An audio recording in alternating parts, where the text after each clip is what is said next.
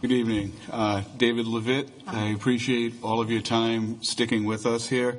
To begin, I really truly believe that the first thing we should do is try and enforce all the gun laws we already have on the books. If every gun law was fully enforced, we probably wouldn't need to enact any others. I have two of the bills I'd like to speak on. H 7199 is actually a couple of things that I don't believe have been said. The first, I feel that it is truly unenforceable. The New York SAFE Act, in this point, I don't believe was brought up fully.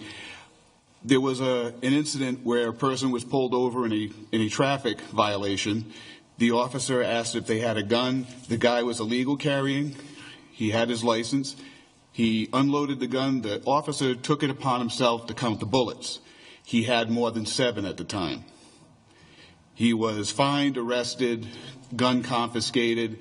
Judge threw it out of court because the officer did not have just cause to check the amount of bullets in that firearm.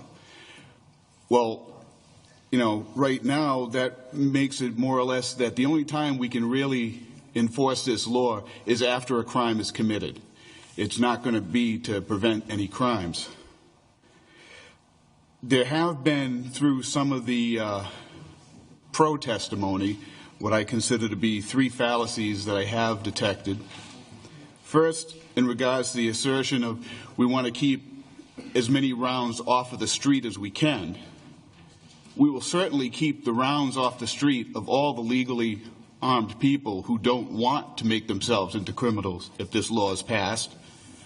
But there is nothing to stop a true criminal with bad intent, even if one of the other fallacies is, they're going to steal guns from within someone else's house, which I really don't know, and maybe someone does know how many guns have been stolen in the state of Rhode Island.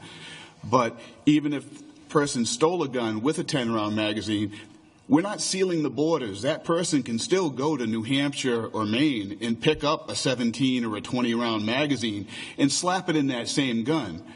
So, again, that is, I see that as another fallacy. And then comparing where now will be just like Massachusetts. Well, Massachusetts, like Connecticut, has a provision for pre-ban magazine capacity as well as giving licensing to carry a large capacity magazine, which I have my Mass as well as my Rhode Island, so I am entitled to carry large capacity in Mass as well. So that is my main concerns with that bill. But I do have to applaud and fully support H 7244 because it is long overdue to have the Attorney General provide all of the information with the deposition of every firearm act to see, are they plea bargaining away as, my suspicion is. So I believe that 7244 will actually go back to my opening statement and tell us, gee, if we actually do enforce every gun law that we have, will that make a difference? That's all I have.